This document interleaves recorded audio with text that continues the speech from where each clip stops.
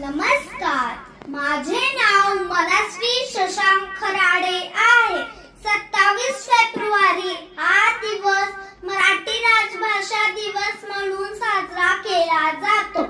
आपली शान मराठी, आपला मान मराठी, महाराष्ट्राचा श्वास मराठी. घासल्याशिवाय धार नाही तलवारीच्या पातीला, मराठी शिवाय अर्थ नाही महाराष्ट्राच्या मातीला.